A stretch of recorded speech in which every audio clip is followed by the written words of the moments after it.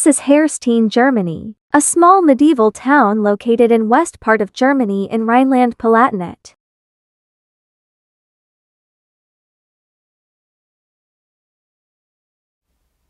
So, ito po ay ang main tower, ang main entrance. This is where we're going inside. Actually, the name of this is Herstein. They call it Herstein, the way the locals call it. Ang Herstein po ay parang isang walled city. Parang intramuros, ganun po. Maliit lang po siya, hindi po siya ganun kalaki. It's just like town, village, yung ganun in between. Ganyan po. And lahat po ng bahay dito ay it's either half timbered house or full timbered houses po. Ganito po ang itsura ng mga bahay dito sa Germany and the whole Europe.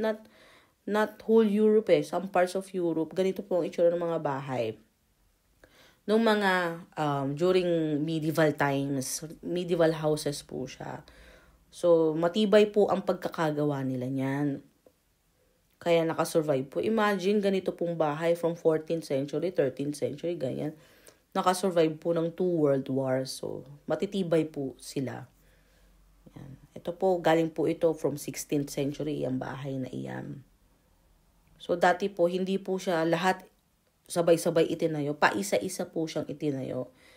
Ito pong bahay na ito, itong number 9 na yan po ang pinakamatandang bahay sa loob ng city na ito, walled city na ito. Ito po ay from 14th century pa. Yan. Ayan, babasahin po natin. Bawat bahay naman po niyan ay may plaka, nakapaskil sa labas kung kailan po tinayo yung bahay. So, ito po ang nakalagay dito. Kung ipopost nyo po, 1478 pa po siya. Ni-restore po siya noong 1982 to 1984. Nakalagay po, ang translation ay, oldest house in this city. So, imagine nyo po, ilang daang taong po ang na-survive ng bahay na yan. Ganun po katibay, ano? Amazing. So, ito naman ay full timbered house po. Ito po, matibay talaga kasi full timbered house na siya. Yung first floor and second floor ay ganun pa rin po. Original, even the door ay original po. 15th centuries po ito ginawa, yung ibang bahay dito. Yung iba after 200 years, yung iba after 100 years. So, 100 years. So, ganyan po. At kung mayroon po kayong mamama ng ganitong bahay dito sa Germany, I'm not sure po kung sa ibang bansa, ganun din, sa ibang European countries. But dito po sa Germany, mayroon po silang law na kapag mayroon ka pong na mana na ganyang klaseng bahay at saka i-renovate mo siya or kahit na ikaw mayroon kang ganyang bahay, i-renovate mo, kailangan nyo po sundin yung specific na procedure kung paano mag-renovate ng ganyang bahay. Dapat yung outside appearance niya ay same pa rin. Hindi po siya pwedeng palitan. This is to preserve the culture and the tradition of that house. Kasi ano na po siya, ancestral house na po siya. So, dapat hindi po siya pwedeng baguhin. Yung inside po, pwede nyo po siyang i-modernize the way you want it to be, renovate it the way you want it to be. But the outside, it should be the same.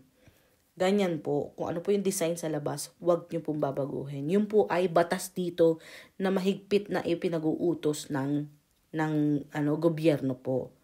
Kaya hanggang ngayon, marami po kayo makikitang mga half-timbered or full-timbered houses sa buong Germany actually.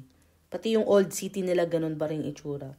Nakita nyo po yun, no? May tower sa may kabilang kaliwa, di ba? Tower po talaga siya.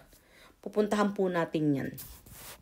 So, yung iba dito, modern houses na ganyan po yung itsura. Ito po ay isang entrance papunta sa likurang banda ng walled city.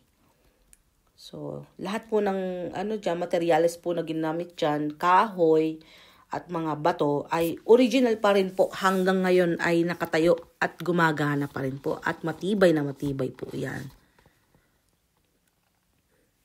So, yan.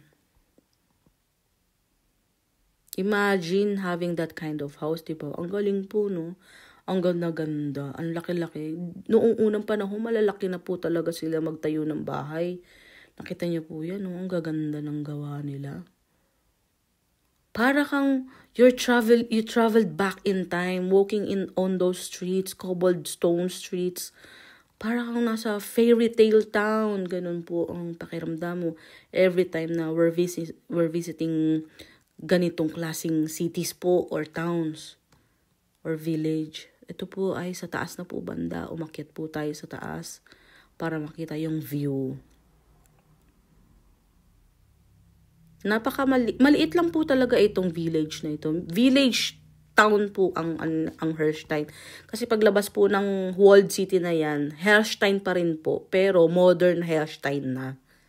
So ito po yung old Herstein, parang yan. Ito naman po ay ang ating way papunta po sa sementeryo. Dadaan po tayo ng medyo gubat po ang dadaanan natin. Noong unang panahon po, ang sementeryo nila ay sa gubat-gubat nilang. Sa gubat-gubat sila naglilibing.